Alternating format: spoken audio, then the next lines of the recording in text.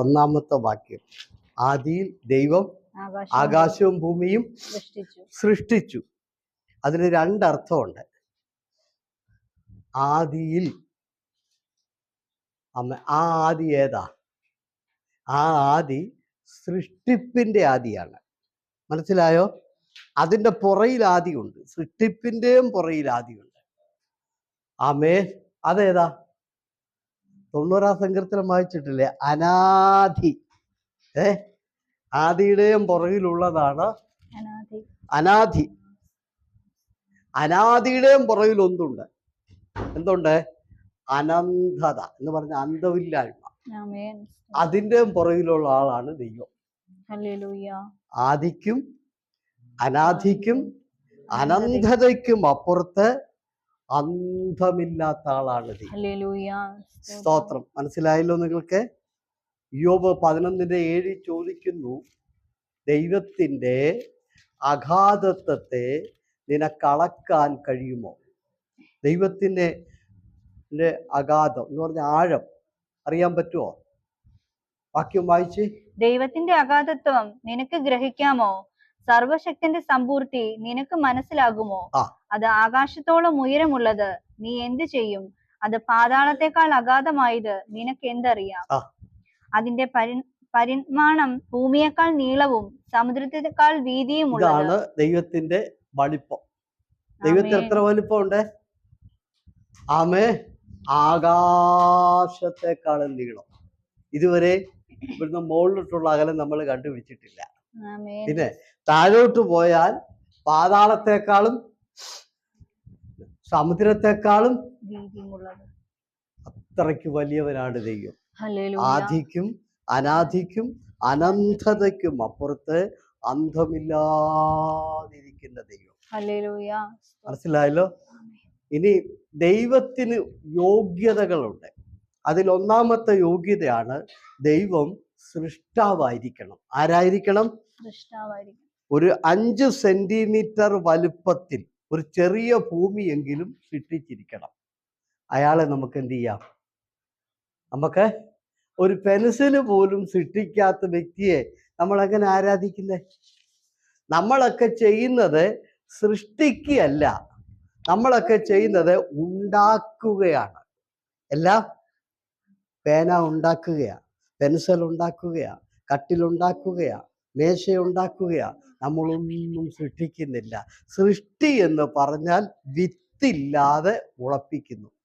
വിത്തില്ലാതെ അങ്ങനെ ഇവിടെ ആരും ചെയ്തിട്ടുണ്ടോ? നമ്മള് ഒരു തേങ്ങ കുഴിച്ച് വെക്കാതെ ഒരു തെങ്ങിൻ തൈ ആരെങ്കിലും ഈ ഭൂമി മുളപ്പിച്ചിട്ടുണ്ടോ? ഉണ്ടെങ്കിൽ അയാളെ നമുക്ക് ആരാധിക്കാം. ഒരാളെ കാണിച്ചതാ നമുക്ക് ആരാധിക്കാം. സ്തോത്രം. ഒരു പ്ലാവിൻ്റെ തൈ കുഴിച്ചു വെക്കാതെ ഒരു പ്ലാവിനെ ആരേലും മുളപ്പിച്ചിട്ടുണ്ടെങ്കിൽ അയാളെ നമുക്ക് ആരാധിക്കാം. സ്തോത്രം. അതാണ് ദൈവത്തിൻ്റെ യോഗ്യത. ദൈവം സൃഷ്ടാവായിരിക്കണം. രണ്ടാമത്, ദൈവം എല്ലാ ഭാഷയും അറിയണം.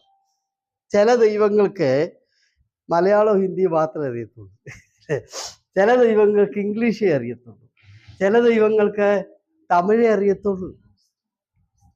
ചില ദൈവങ്ങൾക്ക് എന്ത് ചെയ്യാം? കുറെ കൂടെ അറിയാം. പോരാ. ആമേ. ഇംഗ്ലീഷുകാരൻ പ്രാർത്ഥിച്ചാലും തമിഴര് പ്രാർത്ഥിച്ചാലും മലയാളി പ്രാർത്ഥിച്ചാലും ആന്ധ്രാക്കാരൻ പ്രാർത്ഥിച്ചാലും ഏത് രാജ്യത്തുള്ളവൻ പ്രാർത്ഥിച്ചാലും ആ ഭാഷ തിരിച്ചറിഞ്ഞ് ആ ഭാഷ അറിയാവുന്ന ആളായിരിക്കണം ദൈവം. ഹല്ലേലൂയ പറയുന്നത്. അങ്ങനെ ലോകത്തിലുള്ള ഭാഷ മുഴുവനും അറിയാവുന്ന ഒരാളുണ്ടെങ്കിൽ അയാളെ നമുക്ക് ആരാധിക്കാം. സ്തോത്രം. അങ്ങനെ ഒരാളുണ്ടോ ലോകത്തിൽ എവിടെയെങ്കിലും? 2 ഭാഷ പോലും അറിയാൻ മേലാത്തൊരു ദൈവങ്ങളായിട്ടിരിക്കുക. സ്തോത്രം. അവിടെ ഇരിക്കട്ടെ, ഞാൻ അങ്ങോട്ടല്ല പോകുന്നത്. ഞാൻ ഈ ഉൽപ്പത്തി പുസ്തകത്തിൻ്റെ സ്റ്റാർട്ടിങ്ങും പറഞ്ഞാണ് ഇവിടെ നമുക്കൊക്കെ ഉണ്ടാകുന്ന ഒരു കുറവ്. നീ ആ വാക്യം ഒന്ന് കണ്ടോ? ഒന്ന് വായിക്കാവോ? ആദിയിൽ ദൈവം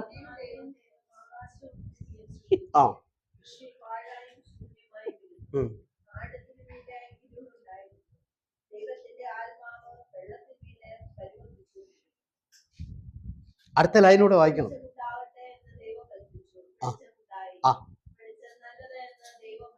ഇവിടെയാണ് ശ്രദ്ധിക്കേണ്ടത് കേട്ടോ. ഇതെല്ലാം നമുക്കെല്ലാം ഈ മാതൃക പിന്തുടരണം. വെളിച്ചം നല്ലതേ എന്ന് ദൈവം പറഞ്ഞു. സ്തോത്രം. ഒന്നാമത്തെ കാര്യം, ഒത്തിരി വാക്കുകൾ സംസാരിക്കുന്നതല്ല വിഷയം. ഒരു വാക്ക് മതി, അത് നല്ലതേ പറയാവുള്ളൂ. കർത്താവ് അങ്ങോട്ട് നോക്കിയിട്ട് ഇവിടെ എല്ലാം ഇരുട്ടാണ്, ഇതെല്ലാം പാഴായിപ്പോയി, ഇതെല്ലാം ശൂന്യമായി പോയി, ഇവിടെ എല്ലാം വെള്ളം മൂടിക്കിടക്കുന്നു എന്ന് പരാതികളോ കുറ്റങ്ങളോ എന്തേലും പറഞ്ഞോ? ഇതാ നമുക്ക് പറ്റുന്നത്. നമ്മൾ അങ്ങോട്ടും ഇങ്ങോട്ടും ഇല്ല നോക്കിയിട്ട് അപ്പടി കുറ്റം പറച്ചില്ല, പ്രൈസലോ, അങ്ങ് പരാതി പറച്ചില്ല. പ്രൈസലോർ. ഭാര്യ ഭർത്താവിന്റെ പരാതി, ഭർത്താവ് ഭാര്യയുടെ പരാതി, ജോലി സ്ഥലത്ത് പരാതി, അവിടെ പരാതി. കുഞ്ഞെ, ആദ്യമേ ഈ ആവശ്യമില്ലാത്തതിന്റെ സംസാരം നിർത്തേ. സ്തോത്രം. ആമേ. നമ്മൾ അങ്ങോട്ടും ഇങ്ങോട്ടും ഒക്കെ നോക്കിയിട്ട് പരാതികളും കുറ്റം പറച്ചിലും കുറവ് പറച്ചിലും കർത്താവ് ഒന്നും പറഞ്ഞില്ലല്ലോ. പാഴായി കിടക്കുന്നു, ശൂന്യമായി കിടക്കുന്നു, ഇതേ ആഴത്തിൽ കിടക്കുന്ന, എല്ലാം മൂടിപ്പോയി, എല്ലാം ഇരുട്ട, ഒന്നും പറഞ്ഞില്ല. പുള്ളി ഒറ്റ വാക്കേ പറഞ്ഞുള്ളൂ, വെളിച്ചം ഉണ്ടാകട്ടെ. സ്തോത്രം. അതുകൊണ്ട് എനിക്ക് നിങ്ങളോട് പറയാനുള്ളത്, ഒത്തിരി പറയണ്ട, ഏറ്റവും നല്ലൊരു വാക്ക്. നമ്മൾ പറയുന്ന വാക്ക് എപ്പോഴും അനുഗ്രഹമായിരിക്കണം. അത് പിന്നെ പറയാം. നല്ലതേ വെളിച്ചം ഉണ്ടാകട്ടെ. പിന്നെ കർത്താവ് വെളിച്ചം ഉണ്ടായി കഴിഞ്ഞപ്പോ കർത്താവ് എന്താ പറഞ്ഞത്? നല്ലത്. ഇതാ രണ്ടാമത്തെ വിഷയം. നമ്മളെ കൊണ്ട് ഇത് പറ്റുകയല്ല. എന്താ പറഞ്ഞത്? നല്ലത്. നമ്മൾ ഒരിക്കലും നല്ലതെന്ന് പറയത്തില്ല. ഇവിടെ വിസ തന്നു, 10-15 വർഷം ഇവിടെ നിർത്തി, ഭാര്യയെ കൊണ്ടുവന്നു, മക്കളുമായി, കുടുംബമായി, ഇത്രയും വർഷം സൗഖ്യം തന്നു, ആരോഗ്യം തന്നു, ബലം തന്നു, സാമ്പത്തികം തന്നു. എന്നാലും നല്ലതെന്ന് പറയത്തില്ല. എന്നാലും നമ്മൾ പറഞ്ഞുകൊണ്ടിരിക്കുന്ന മുഴുവനും കുറ്റമാണ്. എന്നാലും നമ്മൾ പറയുന്നതല്ല. സ്തോത്രം. ഇതാ നമ്മുടെ ദോഷം. അവിടെ ഒന്നുമില്ല. നിങ്ങൾ മനസ്സിലാക്കണം, പാഴും ശൂന്യമായി കിടക്കണം നമ്മൾ വായിച്ചത് അല്ലേ? ആ ശൂന്യതയിലേക്ക് നോക്കിക്കൊണ്ട്, പാഴായി കിടക്കുന്നിടത്ത് നോക്കിക്കൊണ്ട്, ഒരു പരാതിയും പറയാതെ അവിടെ വെളിച്ചമുണ്ടായപ്പോൾ ഈ കർത്താവ് പറഞ്ഞു, നല്ലത്, നല്ലത്, വെളിച്ചം നല്ലത്. ആമേൻ. അത് നിങ്ങൾ ശ്രദ്ധിക്കണം. സ്വർണമില്ല, വെള്ളിയില്ല. കാരണം ഭൂമി എന്ന് എവിടെ കിടക്കുക? പാഴായി കിടക്കുക. സ്തോത്രം. എവിടെയാ കിടക്കുന്നത്? വെള്ളത്തിനടിയില്. സ്വർണമില്ല, വെള്ളിയില്ല, വൃക്ഷങ്ങളില്ല, ജീവജാലങ്ങളില്ല, മരങ്ങളില്ല, ഒന്നുമില്ലാതിരിക്കുമ്പോൾ ഒരു വെളിച്ചം മാത്രം, അത് നല്ലത് എന്ന് പറഞ്ഞു. സ്തോത്രം പറഞ്ഞു. അതുകൊണ്ട് ഞാൻ ഇന്ന് രാത്രി പറയുന്നു, ഉള്ളത് ഉള്ളത് ഉള്ളത് അവിടെ എന്തുണ്ട്? ഒരു വെളിച്ചം മാത്രമേ ഉള്ളൂ. സ്വർണമില്ല അവിടെ, വെള്ളിയില്ല അവിടെ, ചെമ്പില്ല അവിടെ, ഇരുമ്പില്ല അവിടെ, വൃക്ഷങ്ങളില്ല അവിടെ. ആമേ. അവിടെ എന്തില്ല? ധാന്യങ്ങളില്ല, മൃഗജാലങ്ങളില്ല, ആകാശത്തൊന്നുമില്ല. ആമേ. ആ ഒന്നുമില്ലായ്മയിൽ ഒരു വെളിച്ചം മാത്രം ഉണ്ടായപ്പോൾ ആ വെളിച്ചത്തെ നോക്കിക്കൊണ്ട് നല്ലതേ എന്ന് കർത്താവ് പറഞ്ഞു. അതുകൊണ്ട് ഞാൻ ഇന്ന് രാത്രി പറയട്ടെ, ഉള്ളത് നല്ലതെന്ന് പറയണം. പറയാൻ പറ്റുമോ? ഞാൻ പറഞ്ഞാൽ ഇപ്പരും ഇത് പോരാ, ഇത് പോരാ. ഉള്ളത് നല്ലത്, ഉള്ളത് നല്ലത് എന്ന് പറയാൻ നമുക്ക് കഴിയണം. സ്തോത്രം പറഞ്ഞേ. ആമേ. ഒരു വെളിച്ചം മാത്രം ഉണ്ടായപ്പോൾ കർത്താവ് പറഞ്ഞു നല്ലത്. അതുകൊണ്ട് ഞാൻ ഇന്ന് രാത്രി ചോദിക്കുക, നിങ്ങളുടെ ജീവിതത്തിൽ ഇപ്പോൾ ഉള്ളത് നല്ലതെന്ന് പറയാൻ നിങ്ങൾക്ക് കഴിയുമോ? എല്ലാരും അങ്ങോട്ട് നോക്കുന്ന എന്താ? പ്രസംഗിക്കുന്ന ഞാൻ, ആ പുള്ളിക്കാരത്തിയല്ല. സ്തോത്രം. ഹല്ലേലൂയ. എന്നെ നോക്കാൻ ബുദ്ധിമുട്ടുണ്ടോ? ഇത്രയും സൗന്ദര്യം ദൈവം തന്നിട്ടും ഇവർക്ക് എന്നെ നോക്കാൻ. അതുകൊണ്ട് ഇങ്ങോട്ട് നോക്ക്, അശ്രദ്ധ. അങ്ങോട്ടും ഇങ്ങോട്ടൊക്കെ നോക്കിയാൽ ശ്രദ്ധ പോകും. സ്തോത്രം. ഈ ചില ആത്മീക മർമ്മങ്ങൾ പഠിപ്പിക്കുക. സമാഗമന കൂടാരം ഇവിടെയാണ്, മരുഭൂമിയിലാണ്. മരുഭൂമിയിലാണ്. Praise the Lord. അപ്പൊ പലകകള്, കൂടാരം ഉണ്ടാക്കിയിരിക്കുന്ന പലകകളും തിരശീലകളും എല്ലാം എന്ത് ചെയ്യണം? ഒരു പലകയോട് ഇങ്ങനെ അടുത്തിരിക്കണം. അതെന്തിനാ ഇങ്ങനെ അടുപ്പിക്കുന്നത്? എന്ന് പറഞ്ഞാൽ ഒരു വിശ്വാസിയോട് ചേർന്നിരിക്കണം. ഇതിപ്പോ പുറമേ നോക്കുമ്പോൾ ചേർന്നിട്ടുണ്ട്, ഹൃദയത്തിലോട്ട് നോക്കിയാലോ ഒരു ചേർച്ചയില്ല.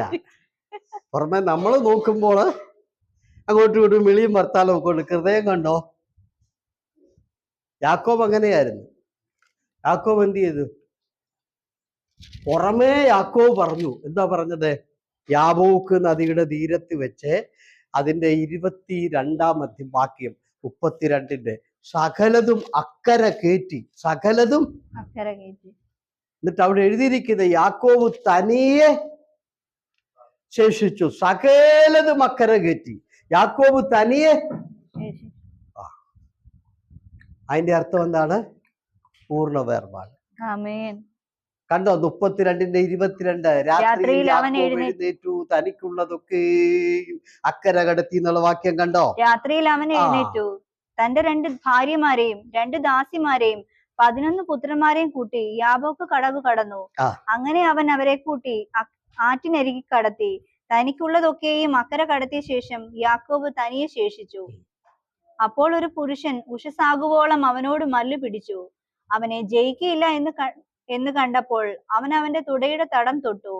ആകയാൽ അവനോട് മല്ലു പിടിക്കയിൽ യാക്കോബിന്റെ തുടയുടെ തടം ഉളുക്കിപ്പോയി. അങ്ങോട്ട് നോക്കിക്കേ, സകലതും അക്കരെ കടത്തി.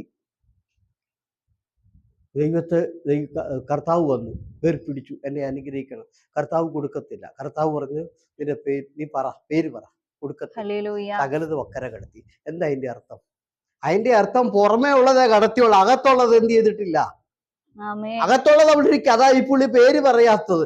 യാക്കോബ് എന്ന് പേര് പറഞ്ഞാൽ തന്റെ അകത്തിരിക്കുന്നതെല്ലാം പുറത്തു വരും. സ്തോത്രം പറഞ്ഞ്. കാരണം അതുകൊണ്ട് ദൈവമക്കളെ മനുഷ്യരെ കാണിക്കാൻ വേണ്ടി പുറത്തുള്ളതെല്ലാം കൊണ്ട് അക്കരെ വെച്ചു, അകത്തുള്ളതെല്ലാം അവിടെ ഇരിപ്പുണ്ടേ. ആമേ. അപ്പൊ നിങ്ങൾ ഏതാണ്ട് അകത്ത് വെച്ചുകൊണ്ടിരിക്കുന്നെന്ന് പാസ്റ്റർ പറയരുത്, അങ്ങനെ ധരിക്കരുത്. പാസ്റ്റർ അതല്ല ഞാൻ പറഞ്ഞത്.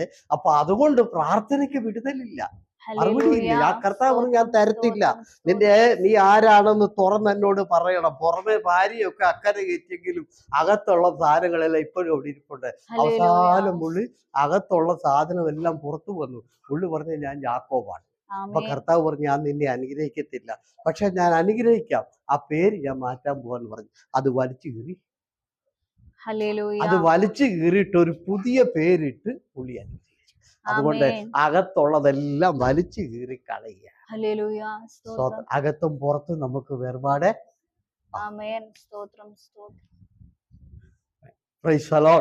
അപ്പൊ നമുക്ക് മടങ്ങി വരാം. എന്തുകൊണ്ടാണ് ഈ വെളിച്ചം മാത്രം ഉണ്ടായപ്പോൾ നല്ലത് എന്ന് പറഞ്ഞത്? കർത്താവിന് സന്തോഷമായി, തൃപ്തിയായി. നമുക്ക് സന്തോഷമില്ല. കാരണം എന്താ? നമുക്ക് ഉള്ളതിനകത്ത് സന്തോഷിക്കാൻ ഒരു ചെറിയ വെളിച്ചം കണ്ടപ്പോൾ നമുക്ക് അതിനകത്ത് സന്തോഷിക്കാൻ പറ്റത്തില്ല. ആമേ. ചിലർക്ക് ഉള്ളത് നല്ലതല്ല. നല്ലതെന്ന് പറയാട്ടെ, ആ ജോലി ഉണ്ടായിട്ടും കുടുംബമായിട്ടൂടെ താമസിക്കാൻ വഴി വാതിലും ഒക്കെ തുറന്നിട്ടും നാട്ടിലും നമുക്ക് എന്ത് ചെയ്യാം, കയറി കിടക്കാൻ ഇടമുണ്ട്. ആമ ഇവിടെ പട്ടിണി ഇല്ലാതെ കഴിയാൻ ഇടമുണ്ട്. ഇതൊക്കെ ഉണ്ടായിട്ടും നമുക്ക് തൃപ്തിയില്ല.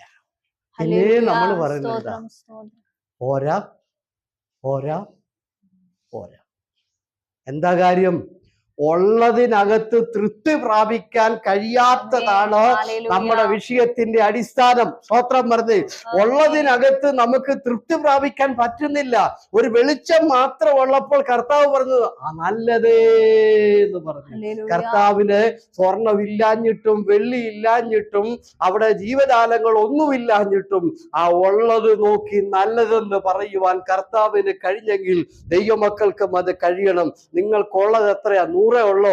അതിനെ നോക്കിയിട്ട് നല്ലതെന്ന് പറഞ്ഞു. ഇത് പോരാമെന്ന് പറഞ്ഞ് നമ്മൾ അതിനെ നോക്കിക്കൊണ്ട് പിറുപിറുക്കരുതേ. അതിനെ നോക്കിക്കൊണ്ട് പരാതി പറയുന്നവരായിരിക്കരുത്. അതിനെ നോക്കിക്കൊണ്ട് തൃപ്തിയില്ലാത്തവരായിരിക്കരുത്. അതിനെ നോക്കിക്കൊണ്ട് എപ്പോഴും നമ്മൾ എന്ത് ചെയ്യാ? മനസ്സ് ഭാരപ്പെടുക. അയ്യോ ഇത്രേ ഉള്ളല്ലോ എന്ന്. അങ്ങനാണെങ്കിൽ നമ്മുടെ കർത്താവ് എന്തു വേണ്ട ഭാരപ്പെടണം. ശൂന്യമായി കിടക്കുന്നിടത്ത്, സ്വർണമില്ലാത്തോടത്ത്, വെള്ളിയില്ലാത്തോടത്ത്, ചെമ്പില്ലാത്തോടത്ത്, യാതൊന്നും ഇല്ലാതിരിക്കുമ്പോൾ ഒരു ചെറിയ വെളിച്ചം മാത്രം ഉണ്ടായപ്പോൾ അതിൽ സന്തോഷിക്കാൻ കർത്താവിന് കഴിഞ്ഞു. അത് നല്ലതെന്ന് പറയാൻ കർത്താവിന് കഴിഞ്ഞു. നമുക്ക് ഓരോരുത്തർക്കും അത് കഴിയട്ടെ. എനിക്ക് കിട്ടുന്ന ഉള്ളോ അത് നല്ലത്. ആമേൻ. 100 ഉള്ളോ അത് നല്ലത്. അതിൽ ആമേൻ. നമ്മൾ തൃപ്തിപ്പെടുക, അതിൽ നമ്മൾ പിറുപിറുക്കാതിരിക്കുക, അതിൽ നമ്മൾ പരാതികൾ പറയാതിരിക്കുക. ആ കിട്ടുന്നത് കൊണ്ട് തൃപ്തരാകുന്നെങ്കിൽ അടുത്തതിൽ ദൈവം നിങ്ങളെ മാനിക്കും. ഹല്ലേലൂയ. സ്തോത്രം, സ്തോത്രം, സ്തോത്രം. ചിലർക്ക് ഇപ്പോഴും പോരാന്നാ പറയുന്നത്. പോരാ പോരാ പോരാ പോരാ, ഭരിക്കുന്നവരെ ഇതേ പറഞ്ഞുകൊണ്ടിരിക്കുക. ഹല്ലേലൂയ. സ്തോത്രം. സ്തോത്രം. ഹല്ലേലൂയ. കർത്താവ് അബ്രാഹാമിനോട് പറഞ്ഞ് ഞാൻ നിന്നെ അനുഗ്രഹിക്കും. നമ്മൾ അതാണ് എപ്പോഴും പ്രാർത്ഥിക്കുന്നത്. പക്ഷെ അതുകൂടാതെ വേറൊന്ന് പറഞ്ഞിട്ടുണ്ട്, അത് നമ്മൾ ഓർക്കാറുണ്ടോ? നീ ഒരു അനുഗ്രഹമായിരിക്കും. ആമേൻ. നീ ഒരു അനുഗ്രഹം. അത് പറ്റുകയില്ല. എനിക്ക് അനുഗ്രഹം വേണം. ഞാൻ ആർക്കും എന്ത് ചെയ്യാൻ പാടില്ല. ഞാൻ ആർക്കും ഒരു നന്മയുള്ള മനുഷ്യൻ അല്ലെങ്കിൽ ഒരു അനുഗ്രഹമുള്ള വ്യക്തിയായി മാറാൻ എനിക്ക് താല്പര്യമില്ല. എനിക്ക് അനുഗ്രഹം അബ്രാഹാമിനെ ദൈവം അനുഗ്രഹിച്ചിട്ട് പറഞ്ഞത് നീ ഒരു അനുഗ്രഹമായിരിക്കണം. ദൈവമക്കളെ, നിങ്ങൾ ഓരോരുത്തരും മറ്റുള്ളവർക്ക് അനുഗ്രഹമായിരിക്കണം. നിങ്ങൾ ഓരോരുത്തരും സഭയ്ക്കും വേണ്ടപ്പെട്ടവർക്കും അനുഗ്രഹമായിരിക്കണം. നമ്മുടെ കാര്യത്തിലെല്ലാം ഭംഗി, മറ്റുള്ളവരുടെ കാര്യത്തിൽ എത്തിക്കാറേ ഇല്ല. നീ ഒരു അനുഗ്രഹമായിരിക്കണം. സ്തോത്രം. ഉള്ളതിൽ സന്തോഷമായിരിക്കാം, തൃപ്തിയുള്ളവരായിരിക്കാം. അപ്പൊ ഈ കർത്താവ് നോക്കിയിട്ട് പറഞ്ഞു, നല്ലത്. വെളിച്ചം ഉണ്ടായത് 5-ാം ദിവസമാ, സ്വർണവും വെള്ളിയൊക്കെ ഉണ്ടായത് 3-ാം ദിവസമാ, ജീവജാലങ്ങളൊക്കെ ഉണ്ടായത് 3-ാം ദിവസമാ.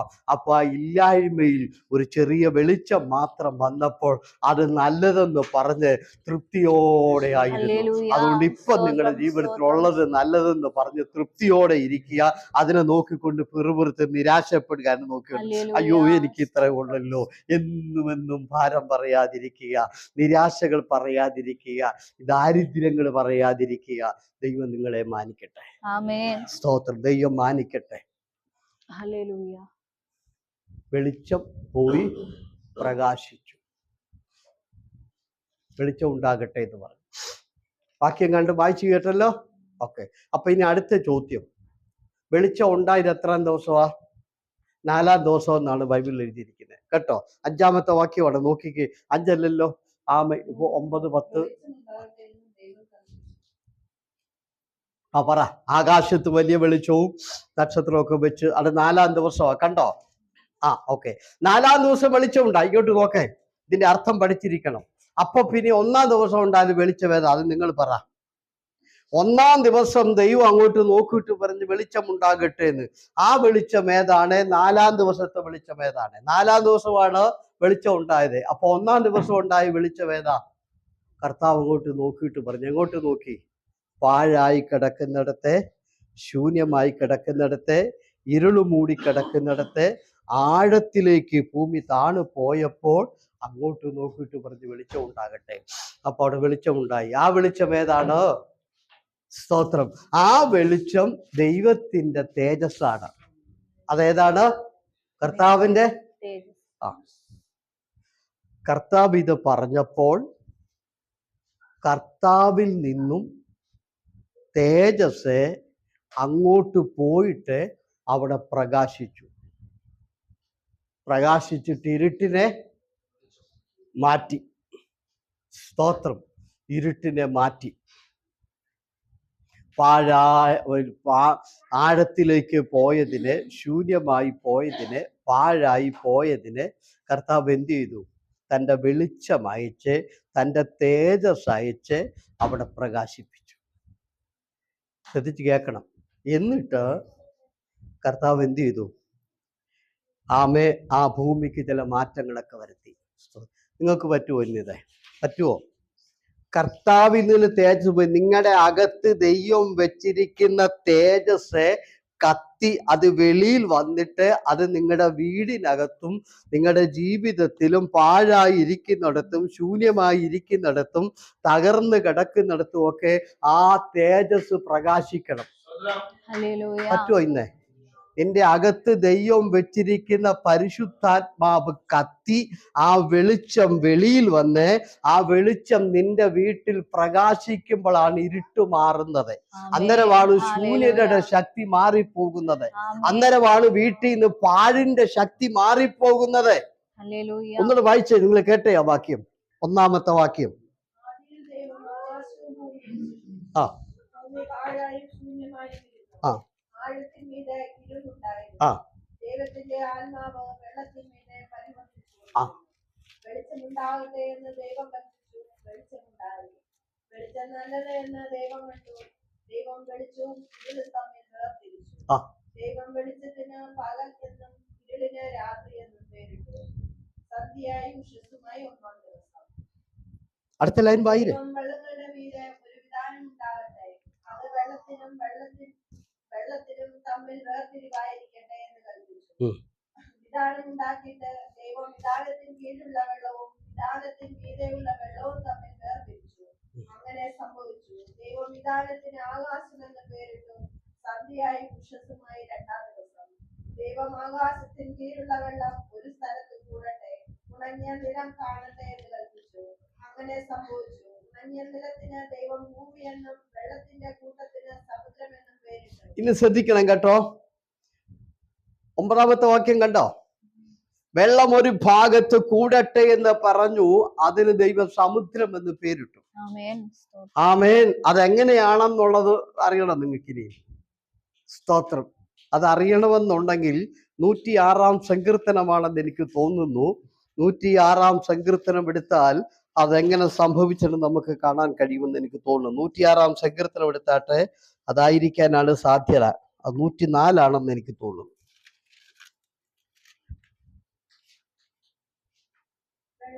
ആ ആ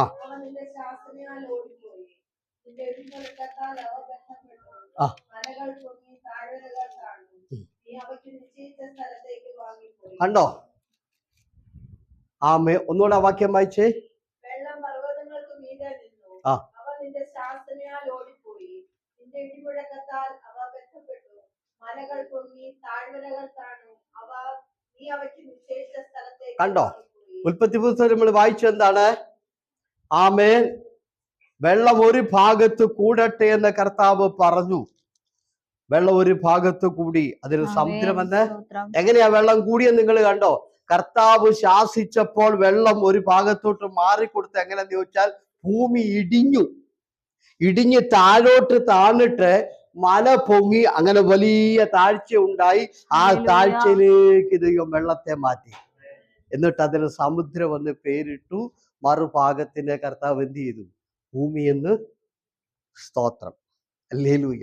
അപ്പോൾ ഈ ഭൂമി ആഴത്തിലേക്ക് താണു പോയപ്പോൾ, ഇത് ഇരുളായി കിടന്നപ്പോൾ, ഇത് പാഴായി കിടന്നപ്പോൾ, ഇത് ശൂന്യമായി കിടന്നപ്പോൾ, കർത്താവിന്റെ തേജസ് അവിടെ അയച്ച് ദൈവം അതിനെ പ്രകാശിപ്പിച്ചു. സ്തോത്രം.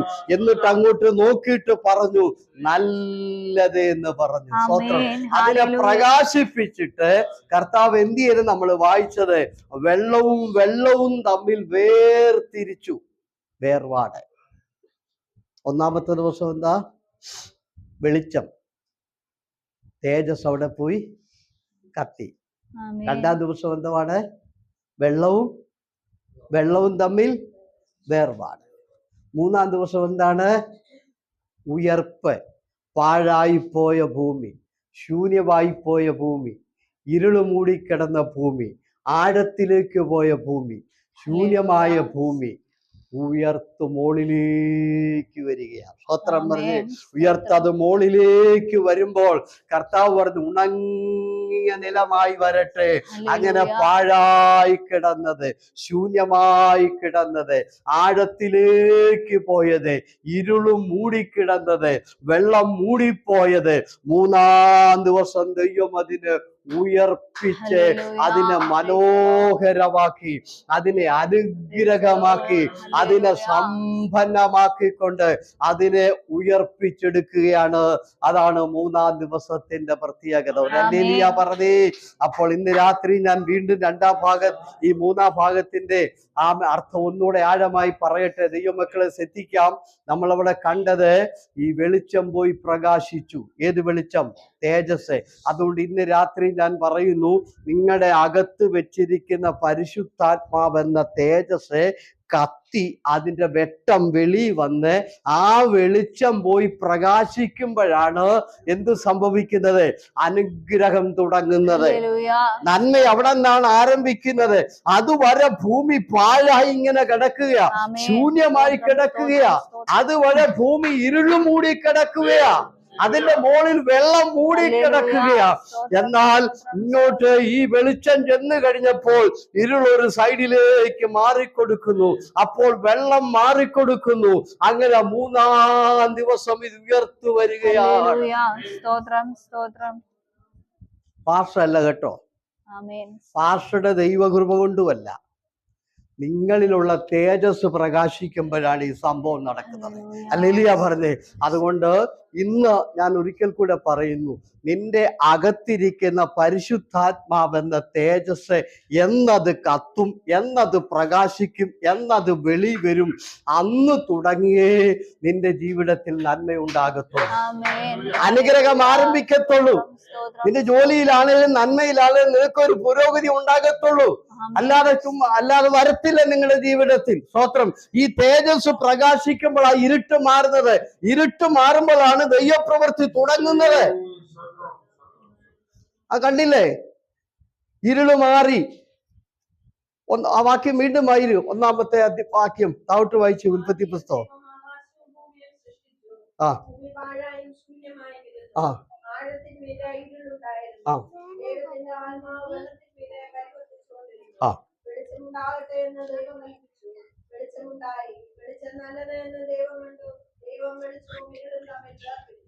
ആണോ? ഇരുള് മാറിയത് എപ്പോഴാ? ഈ വെളിച്ചം അവിടെ. അപ്പൊ അന്ധകാരം എപ്പോഴാ മാറുന്നത്? നിന്റെ ജോലിയെ തടയുന്ന അന്ധകാരം, നിന്റെ ജീവിതത്തിലെ പുരോഗതിയൊക്കെ തടഞ്ഞു വെക്കുന്ന അന്ധകാരം മാറുന്നത് എന്ന് ഈ തേജസ് പ്രകാശിക്കുമ്പോഴാ. ഈ തേജസ് കത്താതിരുന്നാൽ എങ്ങനെയാ വിടുതൽ കിട്ടുന്നത്?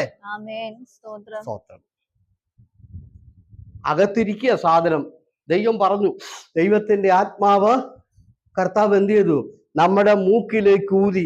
അത് അകത്തുണ്ട്. അത് ദൈവത്തിന്റെ ആത്മാവ് അവിടെ ഇരിക്കുക. സ്തോത്രം. ഇത് വർഷങ്ങളായിട്ട് അകത്തിരിക്കുക. ഇത് ഇന്നുവരെ അത് കത്തിയിട്ടുമില്ല, പ്രകാശിച്ചിട്ടുമില്ല, അത് ചലിച്ചിട്ടുമില്ല. സ്തോത്രം. പിന്നെങ്ങനാ ദൈവം പ്രവർത്തിക്കുന്നേ? എല്ലാവരും പറയുന്നു, എനിക്ക് ജോലി, വിടുതൽ വേണം, എനിക്ക് നന്മ വേണം, അനുഗ്രഹം വേണം. ഇപ്പോൾ ഈ ഭൂമിയെ വെള്ളത്തിനടിയിൽ നിന്ന് ഉയർത്തിയതും അത് ഫലമുള്ള ഭൂമിയായതും അതിനകത്ത് നന്മ വന്നതും അനുഗ്രഹം വന്നതും അത് ഇപ്പോൾ അനുഗ്രഹമായി ഇരിക്കുന്നതിന്റെ എല്ലാം കാരണം ഈ തേജസ് പോയി പ്രകാശിച്ചത് കൊണ്ടാണ്. അപ്പോൾ അതുകൊണ്ട് ഇന്നെങ്കിലും ഞാൻ പറയുന്നു, നീ എല്ലാം ഒന്ന് മാറ്റി വെച്ച് ശരിക്കും നിന്റെ അകത്തെ ആത്മാവ് ഒന്ന് കത്തട്ടെ. ആ വെളിച്ചം വെളി വരട്ടെ. ഈ ലൈറ്റ് ഇട്ടാൽ അന്ധകാരം പോവുകയില്ല, ഇരുട്ട് മാറത്തേ ഉള്ളൂ. ജീവിതത്തിലെ മൂടിക്കിടക്കുന്ന അന്ധകാരം മാറി, ആമേൻ, ഇരുളുമൊക്കെ മാറി, ആമേൻ, ദൈവപ്രവൃത്തി നമ്മുടെ ഭവനങ്ങളിലും വീട്ടിലും ഒക്കെ വെളിപ്പെടാൻ വേണ്ടി ദൈവത്തിന്റെ തേജസ് കത്തട്ടെ. വേറാണോ ഇന്ന് രാത്രി? അതാ ഞാൻ ആരംഭത്തിൽ ചോദിച്ചേ. നിന്റെ അകത്തിരിക്കുന്ന തേജസ് കത്തണം. അത് നീ ദൈവത്തോട് ആരാധിച്ച് എന്ത് ചെയ്യണം? പരിശുദ്ധാത്മാവിന്റെ അഭിഷേകം ഏറ്റെടുക്കുമ്പോഴാണ് ഈ സാധനം കത്തുന്നത്. അല്ലെങ്കിൽ അത് എന്നും ഇങ്ങനെ ഇരുട്ടായിട്ടിരിക്കും അകത്ത്. ഇത് വെളിയിലോട്ട് വരാതെ കണ്ട് അന്ധകാരം വിട്ട് പോകത്തില്ല. ഇവിടെ വന്ന് എന്ത് പറഞ്ഞാലും നടക്കത്തില്ല. ആമേ, കണ്ടോ? ഇരുള് മാറിയപ്പോൾ ദൈവത്തിന്റെ പ്രവൃത്തി തുടങ്ങിയില്ലേ? ഇരുള് മാറിയപ്പോൾ വെള്ളം മാറിക്കൊടുത്തില്ലേ? പാഴായി പോയ ഭൂമി ഉയർത്തില്ലേ? സ്തോത്രം. ആ ഭൂമി ഉയർത്തു കഴിഞ്ഞപ്പോഴത്തേന് കർത്താവ് എന്താ പറഞ്ഞത്? അതാത് വൃക്ഷങ്ങൾ ഉണ്ടാകട്ടെ എന്ന് പറഞ്ഞു. അതിനകത്ത് നന്മ വന്നില്ലേ? സ്തോത്രം. ആമേ. അപ്പൊ തന്നെ കർത്താവ് വെള്ളത്തിലോട്ട് നോക്കിയിട്ട് പറഞ്ഞു, ജീവജന്തുക്കൾ ജനിക്കട്ടെ എന്ന് പറഞ്ഞു. ജീവജന്തുക്കൾ ഉണ്ടായില്ലേ? അല്ലെങ്കിൽ ഇങ്ങനെ എന്നും പാഴായി കിടക്കും, എന്നും ഇങ്ങനെ കിടക്കും, ശൂന്യമായി കിടക്കും. മാറ്റം വരണം എന്നുണ്ടെങ്കിൽ അതിന്റെ തുടക്കം ഇങ്ങനെയാ. സ്തോത്രം. ഓക്കെ, ഇപ്പൊ ഞാൻ നിർത്തുക. കാരണം ഇനി എനിക്ക് മെസ്സേജ് ഉണ്ട്, അത് പറയാൻ സമയം കിട്ടത്തില്ല. അതുകൊണ്ട് ഞാൻ ഇത് ഇത്രയും പറഞ്ഞ് ഈ ഭാഗം ഇവിടെ വിടുകയാ കേട്ടോ. സ്തോത്രം. നമ്മൾ പലപ്പോഴും കണക്കുകൾ പറയാറുണ്ട്. ദൈവത്തോട് പലരും കണക്ക് പറയാറുണ്ട്. കർത്താവേ, ഞാൻ ദശാംശം കൊടുത്തു. കർത്താവേ, ഞാൻ പ്രാർത്ഥിച്ചു.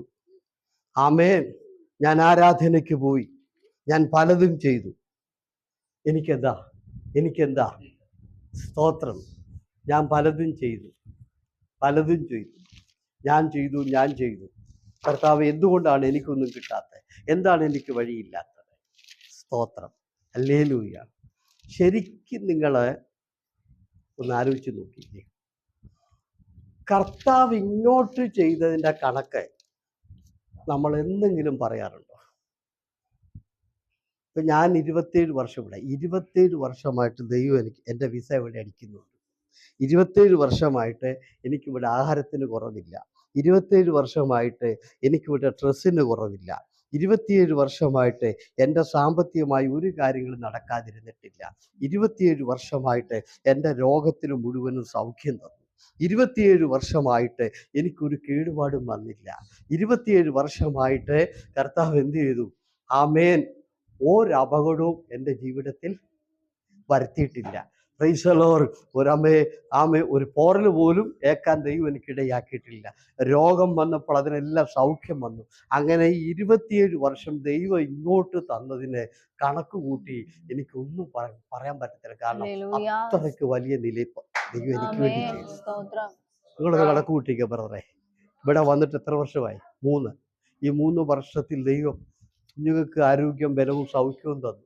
നിങ്ങൾക്ക് സൗഖ്യം തന്നു, നിങ്ങൾക്ക് ബലം തന്നു, നിങ്ങളുടെ സാമ്പത്തിക കാര്യം തന്നു, നിങ്ങൾക്ക് ഫാമിലി വിസ തന്നു, നിങ്ങൾക്ക് ഇവിടെ വിസ തന്നു, നിങ്ങൾക്ക് ഇവിടെ ആരോഗ്യം തന്നു, നിങ്ങൾക്ക് ഇവിടെ ബലം തന്നു. ഈ കണക്ക് വല്ലതും കർത്താവ് ചോദിച്ചാൽ നമ്മൾ എന്താ പറയും? ഇപ്പോഴും നമ്മൾ പറയുന്നത് എന്തുവാ? അയ്യോ എനിക്കൊന്നുമില്ലേ, എനിക്കൊന്നുമില്ലേ, എനിക്ക് പ്രൈസ് ദി ലോർഡ്. ഹല്ലേലൂയ. ആമേൻ, ആമേൻ, ആമേൻ. ഇപ്പം ഒരു കുടുംബം, ഇവരുടെ കുടുംബം എടുക്കുക, അവരുടെ കുടുംബം എടുക്കാൻ 2 മക്കളും ഭാര്യയും ഭർത്താവ്, അപ്പൻ ഇല്ലേ? നിങ്ങൾ 4 പേര് അമേരിക്കൻ വിശ്വാസത്തിൽ പോയി അഡ്മിറ്റായിട്ട് ഓക്സിജൻ ശ്വസിക്കുക. 4 ദിവസം ഓക്സിജൻ ശ്വസിച്ചേച്ച് നിങ്ങൾ വെളിയിലിറങ്ങുമ്പോൾ നിങ്ങൾക്ക് വരുന്ന ബില്ല് കുറഞ്ഞത് ഒരു 3000 രൂപയുടെ ബില്ല് വരും. ഈ 4 നിങ്ങൾ 4 പേരും ജനിച്ചപ്പോൾ തൊട്ട് ശ്വസിക്കുന്നതിൻ്റെ വല്ലതും അടയ്ക്കുന്നുണ്ടോ? വല്ല ഫീസും അടയ്ക്കുന്നുണ്ടോ? ഉണ്ടോ? പറ. അപ്പൊ ഇങ്ങോട്ട് ചെയ്യുന്നതിനൊന്നും കണക്കില്ല.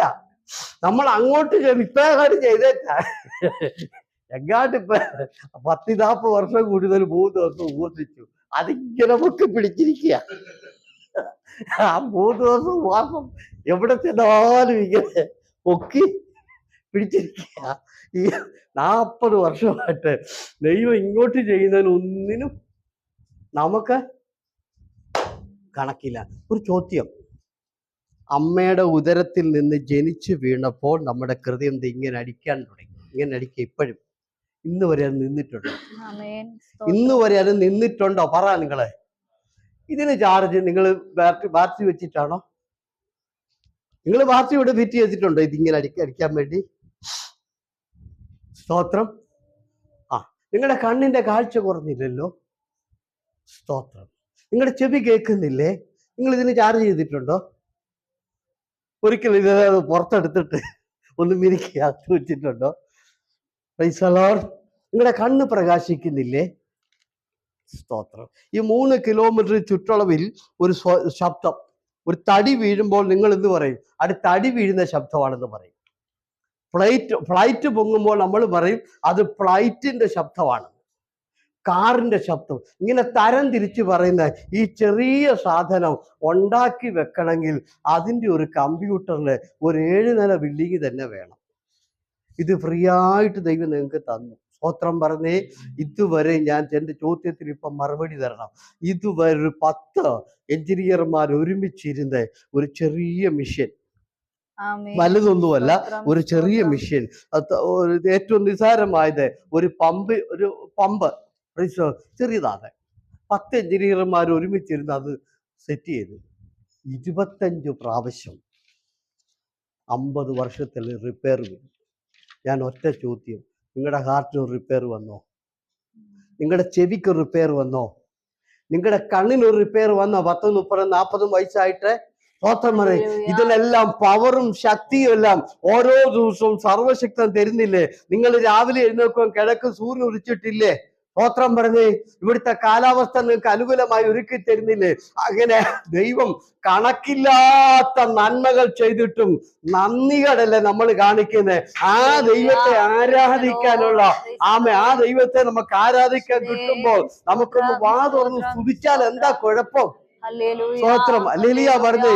ദൈവം കണക്ക് ചോദിച്ചാൽ നമ്മൾ എന്ത് ചെയ്യും? അതുകൊണ്ട് പൗലോസ് കൊരിന്ത്യ ലേഖനം 9-ാം അധ്യായത്തിൽ പറഞ്ഞത് എന്നാന്നറിയാമോ? പൗലോസ് പറയാണ്, പറഞ്ഞു തീരാത്ത ദാനം നിമിത്തം ദൈവത്തിനു സ്തോത്രം.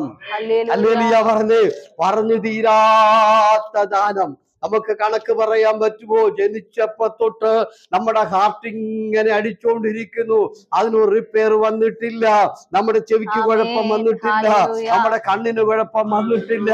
കാലും കൈയില്ലാത്ത ആയിരക്കണക്കിന് ലക്ഷക്കണക്കിന് ആളുകൾ രോഗം വന്നിട്ട് സൗഖ്യമില്ലാതിരിക്കുമ്പോൾ ഇന്ന് വരെയും രോഗത്തിന് സൗഖ്യം തന്നു. അതുകൊണ്ട് പറഞ്ഞു തീരാത്ത ദാനം. നന്ദി വേണം. ആ ദൈവത്തെ നമുക്ക് സന്തോഷത്തോടെ ആരാധിക്കാം. നമ്മളെപ്പോഴും നമ്മുടെ പരാതികളും കുറവുകളും ഒക്കെ പറയും. അതുകൊണ്ട് ദൈവമക്കളെ, നമുക്ക് ആവശ്യമുണ്ട്, നമുക്ക് ആവശ്യമുള്ളതെല്ലാം വേണമെന്ന് കർത്താവിന് അറിയാം. അതെല്ലാം സർവശക്തൻ തരും കേട്ടോ.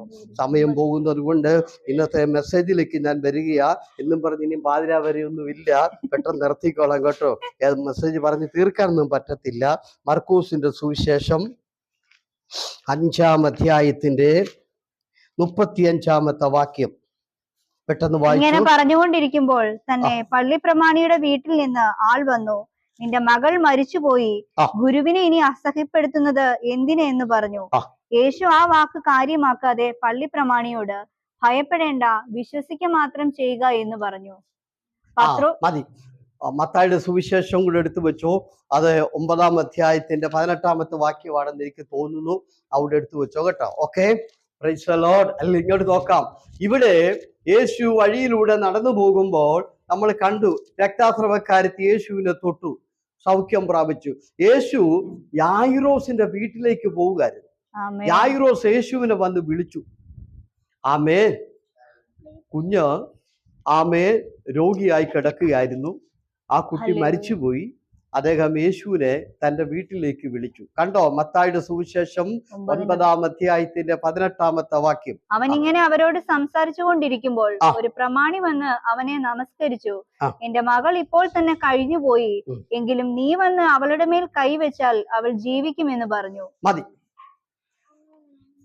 യായിറോസ് പറയാ, എന്റെ കുട്ടി മരിച്ചുപോയി, പക്ഷേ നീ വന്ന് കൈവച്ചാൽ എന്റെ കുട്ടി ജീവിക്കും. അതുകൊണ്ട് നീ എന്റെ വീട്ടിലേക്ക് വരണം. Price the Lord. കർത്താവിനെ വിളിക്കുക. മർക്കോസിന്റെ സുവിശേഷം 5-ാം അധ്യായത്തിന്റെ 35 നമ്മൾ വായിച്ചത്, യായിറോസ് യേശുവിനെ തന്റെ വീട്ടിലേക്ക് കൊണ്ടുപോവുകയാണ്. ആമേൻ. അത് കണ്ടല്ലോ. ഇനി 35-ാമത്തെ വാക്യം ഒന്നുകൂടെ വായിക്കാം. ഇങ്ങനെ പറഞ്ഞുകൊണ്ടിരിക്കുമ്പോൾ തന്നെ പള്ളി പ്രമാണിയുടെ വീട്ടിൽ നിന്ന് ആൾ വന്നു, നിന്റെ മകൾ മരിച്ചു. എന്താണെന്ന് ഞാൻ കഴിഞ്ഞ ദിവസം പറഞ്ഞു. എന്താ ഇങ്ങനെ പറഞ്ഞുകൊണ്ടിരിക്കുമ്പോൾ എന്താ? ഓക്കെ, എല്ലാരും ഒന്ന് റെഡി ആയല്ലോ? ഇങ്ങോട്ട് നോക്കി. എന്താ ഇങ്ങനെ പറയുന്നത്? 12 വർഷത്തെ സാക്ഷിയാണ് ഈ പറയുന്നത്. ഈ സഹോദരി വഴിക്ക് നിന്നുകൊണ്ട് 12 വർഷത്തെ സാക്ഷി പറയുക. വലിയ പുരുഷാരത്തിന്റെ നടുക്ക് നിന്ന്, ഗുരു നിന്നെ ഞാൻ തൊട്ടു, നിന്റെ വസ്ത്രത്തിന്റെ തൊങ്ങലിൽ തൊട്ടു, ഞാൻ അനേക വൈദ്യന്മാരെ കണ്ടു, ഒത്തിരി ഹോസ്പിറ്റലിൽ കയറി ഇറങ്ങി, എനിക്ക് സൗഖ്യം കിട്ടിയില്ല, എന്നാൽ ഇന്ന് എനിക്ക് സൗഖ്യം കിട്ടി. ഇങ്ങനെ സാക്ഷി പറഞ്ഞുകൊണ്ടിരിക്കുമ്പോൾ ഹല്ലേലൂയ പറഞ്ഞാട്ടെ. ആമേൻ. പ്രൈസ്. 12 വർഷത്തെ സാക്ഷി ആ സ്ത്രീ ആ നടു റോഡിൽ നിന്ന് പറയുകയാണ്. ആമേൻ. ഒരു ഹല്ലേലൂയ പറഞ്ഞേ. ദൈവമക്കളെ, നമ്മൾ പലപ്പോഴും വിടുതൽ പ്രാപിച്ച നമ്മള് സാക്ഷ്യപ്പെടുത്തി ആ ദൈവത്തെ മഹത്വം കൊടുക്കണം. ആ ദൈവത്തിന് മഹത്വം കൊടുക്കണം. മറക്കരുത് കേട്ടോ. സാക്ഷി പറയുക. ഇവള് 12 വർഷത്തെ സാക്ഷി പറഞ്ഞു. ഈ സാക്ഷി ഇങ്ങനെ പറഞ്ഞ് ഈ സാക്ഷി കേട്ടോണ്ടിരിക്കുമ്പോൾ, ഈ സാക്ഷി പറഞ്ഞുകൊണ്ടിരിക്കുമ്പോൾ പള്ളിപ്രമാണി വീട്ടിൽ നിന്ന് ആള് വന്ന് യേശുവിനോട് പറഞ്ഞു, നിന്റെ മകള് മരിച്ചുപോയി, മരിച്ചിരിക്കുന്നു.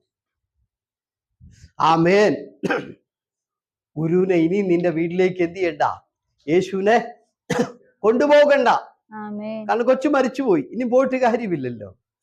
ഉടനെ പള്ളിപ്രമാണിയുടെ വിശ്വാസമാണ് നമ്മൾ 9-ാം അധ്യായത്തിന്റെ 18-ാമത്തെ വാക്യത്തിൽ കണ്ട്. കുഞ്ഞു മരിച്ചു, ശരിയാ, പക്ഷെ പള്ളിപ്രമാണി വിശ്വസിച്ചു കർത്താവ് വന്ന് കൈവച്ചാൽ എൻ്റെ കുഞ്ഞ് ജീവിക്കും. കർത്താവ് വന്ന് കൈവച്ചാൽ എൻ്റെ കുഞ്ഞ് ജീവിക്കും. സ്തോത്രം. കഴിഞ്ഞുപോയി, സമയം തീർന്നു, മരിച്ചുപോയി, എല്ലാം കഴിഞ്ഞു. പക്ഷേ കർത്താവിന്റെ കരം എൻ്റെ വീട്ടിൽ വന്ന് എൻ്റെ കുഞ്ഞിന്റെ മേൽ വെച്ചാൽ എല്ലാം കഴിഞ്ഞു പോയിടത്തെ ആ കുഞ്ഞു വീണ്ടും മടങ്ങി വരും. എല്ലാം അവസാനിച്ചിടത്തെ എൻ്റെ കുഞ്ഞു വീണ്ടും ജീവിക്കും. Price the Lord. ഹല്ലേലൂയ.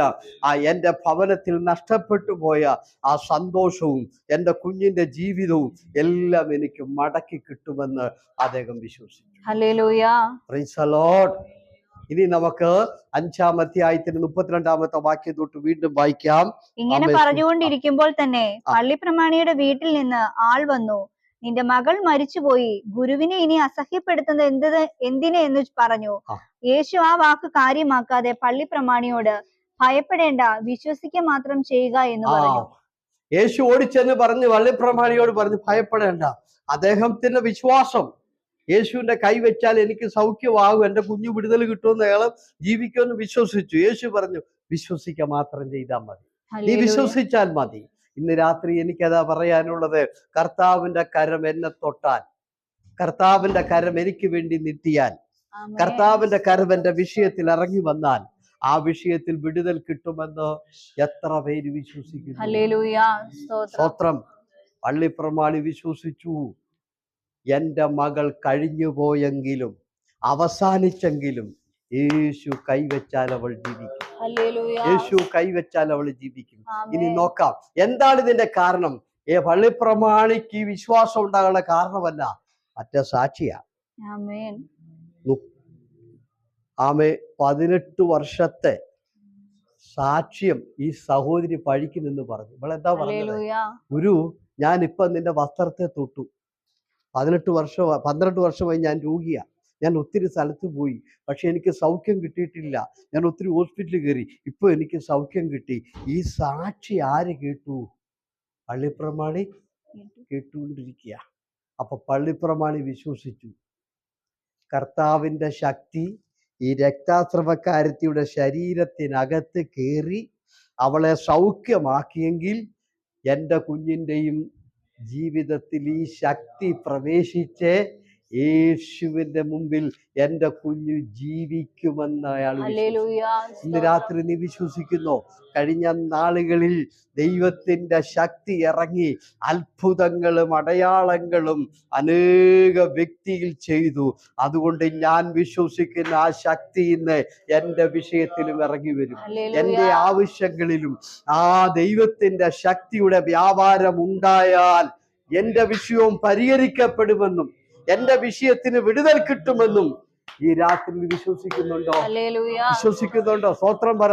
രക്താസ്രവക്കാരത്തിയുടെ ശരീരത്തിനകത്ത് ദൈവശക്തി കേറി ഇറങ്ങി അവളെ സൗഖ്യമാക്കിയെങ്കിൽ ആ ശക്തി എൻ്റെ കുഞ്ഞിന്റെയും ശരീരത്തിൽ കേറി അവളെയും ജീവിപ്പിക്കാൻ കഴിയുമെന്നും, മരിച്ചു പോയെങ്കിലും അവിടെ ജീവൻ മടക്കിക്കൊണ്ടുവന്ന് വീണ്ടും അവളെ ജീവിപ്പിക്കാൻ കഴിയുമെന്ന് പള്ളിപ്രമാണി വിശ്വസിച്ചു. ഇങ്ങനെ വിശ്വസിച്ചു. അവൻ കണ്ടു. എന്ത് കണ്ടു? രക്താസ്രവക്കാരത്തിയുടെ ശരീരത്തിൽ സൗഖ്യം പ്രാപിച്ച് അവൾ സാക്ഷി പറയുന്നത് കണ്ടു. സ്തോത്രം. കണ്ടപ്പോൾ പള്ളിപ്രമാണിക്ക് വിശ്വാസമായി, ഈ ശക്തി എൻ്റെ കുഞ്ഞിന്റെയും ജീവിതത്തിൽ പ്രവേശിച്ചാൽ ഇവൾ വിടുതൽ പ്രാപിച്ചതുപോലെ തന്നെ എൻ്റെ കുഞ്ഞും സൗഖ്യമായി അല്ലെങ്കിൽ ജീവൻ പ്രാപിച്ചു മടങ്ങി വരുമെന്ന് പ്രമാണി വിശ്വസിച്ചു. ഹല്ലേലൂയ പറഞ്ഞാട്ടെ. ഈ രാത്രി വിശ്വസിക്കുന്നോ? ദൈവത്തിന്റെ ശക്തി എൻ്റെ വിഷയത്തിൽ ഇറങ്ങി വന്നാൽ എൻ്റെ വിഷയം എത്ര നടക്കാത്ത വിഷയമായിരുന്നാലും അത് നടക്കും. ഹല്ലേലൂയ. മരിച്ചുപോയി, ഇനി രക്ഷയില്ല. പക്ഷേ മരിച്ചു പോയിട്ടും ആ കുഞ്ഞു ജീവിച്ചു. സ്തോത്രം. മടങ്ങി വരത്തില്ല എന്നിട്ടും ആ കുഞ്ഞു മടങ്ങി വന്നു. സ്തോത്രം പറ. ആ വഴികൾ അടഞ്ഞു, മരണത്തോടുകൂടി ആ വഴി അടഞ്ഞു. എന്നിട്ടും എന്ത് ചെയ്തു? ആ അടഞ്ഞ വാതിൽ തുറന്നു. ആമേൻ. പള്ളിപ്രമാണി വിശ്വസിച്ചു. ഈ രാത്രിയിൽ എത്ര പേര് വിശ്വസിക്കുന്നു? ആമേ, ദൈവം ആമേ ഒരിക്കലും നടക്കത്തില്ലെന്ന് ഞാൻ വിചാരിച്ച വഴി ഇന്ന് രാത്രി ദൈവത്തിന് തുറക്കാൻ കഴിയും. എല്ലാം അവസാനിച്ച് പോയെങ്കിലും വീണ്ടും മടക്കിക്കൊണ്ടുവരാൻ കർത്താവിന് കഴിയും. അസാധ്യമായത് പ്രവർത്തിക്കാൻ കർത്താവിന് കഴിയും.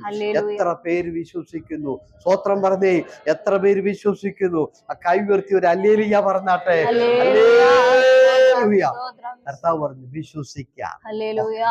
അയാൾ വിശ്വസിച്ചു. കർത്താവ് കൂടെ പോയി. ആ വീട്ടിൽ ചെന്നു. ആ വീട്ടിൽ ചെന്നിട്ട് കർത്താവ് പറഞ്ഞു, എല്ലാരും പുറത്തോട്ടിറങ്ങേ, കുഞ്ഞ് മരിച്ചിട്ടില്ല. കർത്താവ് പറഞ്ഞപ്പോൾ അവരെല്ലാം കളിയാക്കി. ആമേ, കർത്താവ് നിർബന്ധിച്ച് എല്ലാവരെയും പുറത്തിറക്കിയിട്ട് കർത്താവ് പത്രൂസിനെയും യാക്കോബിനെയും യോഹന്നാനെയും കൂടെ നിർത്തി, അപ്പനെ അമ്മയും കൂടെ നിർത്തിയിട്ട് ആ കുഞ്ഞിനെ ഉയർപ്പിക്കാൻ പോവുക. വളരെ നിങ്ങൾ ശ്രദ്ധിക്കുക കേട്ടോ. കർത്താവിന് ചില നിർബന്ധങ്ങളുണ്ട്. എന്ത് ചെയ്തു? അവിടെ നിന്നവരെല്ലാം വെളിയിലെ ഇറക്കി. പിന്നെന്തിനാ? പത്രോസിനെ കൂടെ നിർത്തി, യാക്കോബിനെ നിർത്തി, യോഹന്നാനെ നിർത്തി. ബാക്കി എല്ലാവരും എന്ത് ചെയ്തു? വെളിയിലെ. സ്തോത്രം. ശ്രദ്ധിക്കാം.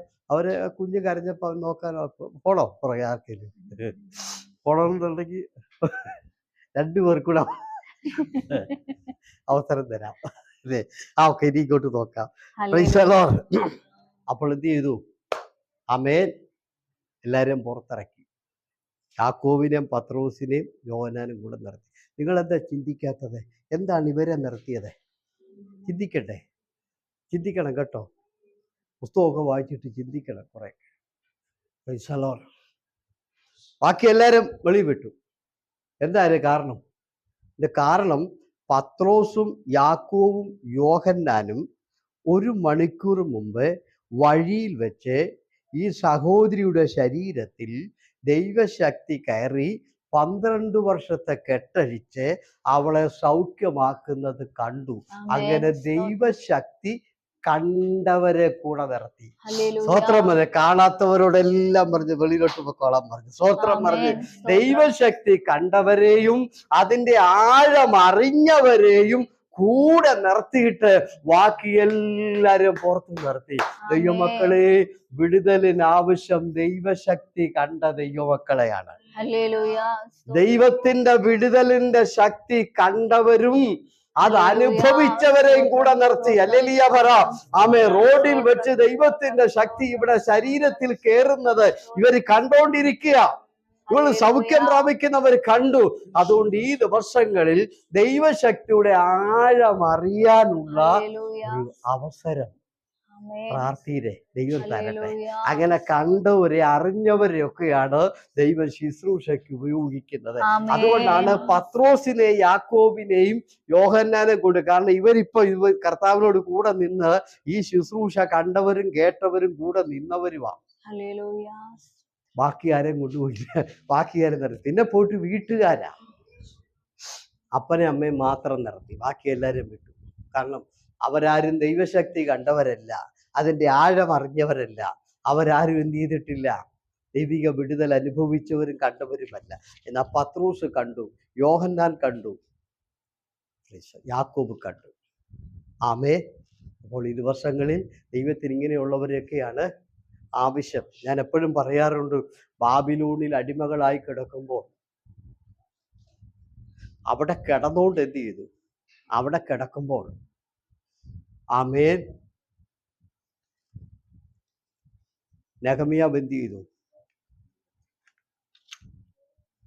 ബാബിലോണിൽ നിന്നും വിടുതൽ പ്രാപിച്ച് കുറെ പേര് യെരുശലേമിലേക്ക് വന്നു. ഈ യെരുശലേമിലേക്ക് വന്ന ആൾക്കാരെ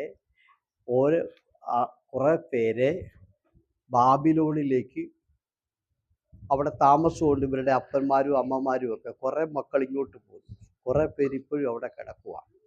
അപ്പം അതുകൊണ്ട് അവിടെ ഇവരുടെ ബന്ധുക്കളും ഒക്കെ ഉള്ളത് കൊണ്ട് യെരുശലേമിൽ നിന്ന് വന്ന പലരും തിരിച്ച് ബാബിലോണിലെ അവരുടെ ബന്ധക്കാരുടെ അടുക്കലോട്ട് തിരിച്ചു ചെന്നപ്പോൾ അതിലൊരാളോട് നെഹമ്യാവ് ചോദിച്ചു, ഇപ്പോഴത്തെ നമ്മുടെ അവിടുത്തെ ദേവാലയവും പള്ളിയല്ലേ എങ്ങനെ കിടക്കുന്നത്? അപ്പൊ പറഞ്ഞു എല്ലാം തീ കൊണ്ട് വെന്ത് കിടക്കുക, അവിടെ ഇപ്പൊ ആരാധനയില്ല, അവിടെ ഇപ്പൊ ശുശ്രൂഷയില്ല, ഒന്നുമില്ല. ഇത് കേട്ടപ്പോ നെഹമ്യാവ് എന്ത് ചെയ്തു? വളരെ നാള് കരഞ്ഞ്, കണ്ടോ, ആലയം ശൂന്യമായി കിടക്കുന്നു, അവിടെ പുരോഹിതന്മാരില്ല, അവിടെ യാഗം നടക്കുന്നില്ല, അവിടെ ശുശ്രൂഷയില്ല എന്നൊക്കെയുള്ള വാർത്ത കേട്ടപ്പോൾ നെഹമ്യാവ് കരഞ്ഞു, ആത്മഭാരം കൊണ്ട് കരയാൻ തുടങ്ങി. ഇങ്ങനെയുള്ളവരെ കിട്ടിയാലേ ദൈവത്തിന് വേല ചെയ്യാൻ ഒക്കത്തുള്ളൂ. നമുക്ക് ആരാധന ഒരു ദിവസം മുടങ്ങിയാൽ നമുക്ക് ഒരു ദുഃഖവും അതിനകത്തില്ല. പ്രാർത്ഥന മുടങ്ങിയാലും ഇല്ല, ആരാധന മുടങ്ങിയാലും ഒന്നും. ആമേ, ചിലരെയൊക്കെ സംബന്ധിച്ചിടത്തോളം പ്രൈസ് ആരാധന ഒരു വിഷയമല്ല അവർക്ക്. ഇത് കേട്ടോ, അത് വെന്ത് കിടക്കുന്നു, അവിടെ എല്ലാം ചണ്ടിക്കൂമ്പാരമായി കിടക്കുന്നു, പള്ളിയെല്ലാം പൂട്ടിയിട്ടിരിക്കുന്നു എന്ന് കേട്ടപ്പോൾ നെഹമ്യാവിന് കരയാൻ തുടങ്ങി. അദ്ദേഹത്തിന് അത് താങ്ങാൻ പറ്റുന്നില്ല, അദ്ദേഹത്തിന് അത് സഹിക്കാൻ പറ്റുന്നില്ല. അവിടെ എഴുതിയിരിക്കുന്ന വളരെ നാള് കരയാൻ തുടങ്ങി. കരഞ്ഞ് പ്രാർത്ഥിച്ചദ്ദേഹം, ഇനി അങ്ങനെ ഞങ്ങളുടെ പള്ളി അങ്ങനെ പൂട്ടിയിടാൻ പറ്റത്തില്ല, അത് പണിയണം, ആ ദേവാലയം പണിയണം, ആ മതില് പണിയണം, പണ്ടത്തെ പോലെ അവിടെ ആരാധന തുടങ്ങണം. അങ്ങനെ ദൈവവേല ഏറ്റെടുത്ത് കണ്ണുനീരോടെ കരയാൻ തുടങ്ങിയപ്പോൾ കർത്താവ് വഴി തുറന്നു. അങ്ങനെ നിങ്ങൾക്ക് പറ്റുമോ? കർത്താവിൻ്റെ വേലയുടെ വിശാലതയ്ക്ക് വേണ്ടി ഞാനിത് ഏറ്റെടുത്ത് ചില ദിവസങ്ങൾ കണ്ണുനീരോടെ പ്രാർത്ഥിക്കുമെന്ന് എത്ര പേര് തീരുമാനിക്കും? സന്ധ്യയ്ക്ക് കിടക്കാൻ നിർത്തുന്നു പ്രാർത്ഥിച്ച, കാരണം 90% എൻ്റെ കുഞ്ഞുങ്ങളെ അല്ലേ, എൻ്റെ ഭാര്യ എല്ലാം പറഞ്ഞു കഴിഞ്ഞു. ഒടുവിൽ ഞങ്ങളുടെ സമയം ഞങ്ങളുടെ സമയം കൂടെ ഒന്ന് ഓർത്തേക്കണം. പ്രൈസ് ദി ലോർഡ് ഇല്ലേ? സ്തോത്രം. ആയിറോസിന്റെ മോളെ ദൈവം ഉയർപ്പിച്ചു. വിശ്വാസം, വിശ്വസിക്കുക മാത്രം ചെയ്യുക. ഇന്ന് രാത്രി വിശ്വസിക്കുക. സമയത്തിന് പരിധിയുള്ളിൽ ഞാനിവിടെ നിർത്തുക. എല്ലാവർക്കും എഴുന്നേറ്റ് നിൽക്കാം. യേശുവേ നന്ദി. കേട്ട വചനത്തിൻ്റെ മുൻപിൽ ഒരു നിമിഷം എല്ലാവരും കണ്ണടച്ചുകൊണ്ട് ഇന്ന് രാത്രിയിൽ ഞാൻ ഒരിക്കൽ കൂടെ പറയുന്നു, നമ്മുടെ അകത്തിരിക്കുന്ന തേജസ് കത്തണം. ആ വെട്ടം വെളിയിൽ വന്നിട്ട് അന്ധകാര ശക്തി മാറണം, ശൂന്യതയുടെ ശക്തി മാറണം, പാഴിന്റെ ശക്തി വിട്ടുപോകണം. പിന്നെ ആഴങ്ങളിലേക്ക് പോയ ഭൂമി അത് പൊങ്ങി വരണം. ആ പാഴിന്റെ ശക്തി, ശൂന്യതയുടെ ശക്തി, ഇരുളിന്റെ ശക്തി, വെള്ളം എല്ലാം മാറട്ടെ, എല്ലാം മാറട്ടെ. ദൈവത്തിന്റെ തേജസ് കത്തട്ടെ. ദൈവത്തിന്റെ തേജസ് കത്തി അവിടെ ദൈവത്തിന്റെ ആത്മാവ് പരിവർത്തിച്ചു. അങ്ങനെ അവിടെ വലിയ മാറ്റമുണ്ടായി. യേശുവേ നന്ദി. എല്ലാ കണ്ണുകളും അടച്ചല്ലോ. ഇനി അങ്ങോട്ടും ഇങ്ങോട്ടൊന്നും ആരും നോക്കരുത്, നടക്കരുത് കേട്ടോ. കണ്ണടച്ചെങ്കിൽ എല്ലാരും സ്വോത്രം പറഞ്ഞുകൊണ്ട് നിൽക്കാം. സ്വോത്രം പറയാം. സ്വോത്രം പറയാത്തവർ ഇതിനകത്ത് നിൽക്കരുത്. എല്ലാരും സ്വോത്രം പറഞ്ഞേ, എല്ലാരും സ്വോത്രം പറയാം. ദൈവത്തെ സ്തുതിക്കാം. യേശുവിന്റെ നാമത്തിൽ ജയം വരട്ടെ, യേശുവിന്റെ നാമത്തിൽ ജയം വരട്ടെ. യായിറോസിന്റെ മോളെ ദൈവം ഉയർപ്പിച്ചു. എന്താ കാര്യം? വിശ്വസിച്ചു. ഈ രാത്രി നീ വിശ്വസിക്കാം. എല്ലാം അവസാനിച്ചാലും അവിടെ നിന്ന് വീണ്ടും തുടങ്ങും ദൈവം. ആമേൻ, ആമേൻ. എല്ലാം തീർന്നിട്ടും വീണ്ടും ദൈവം ആരംഭിക്കും. ആമേൻ. യേശുവിന്റെ നാമത്തിൽ ജയം.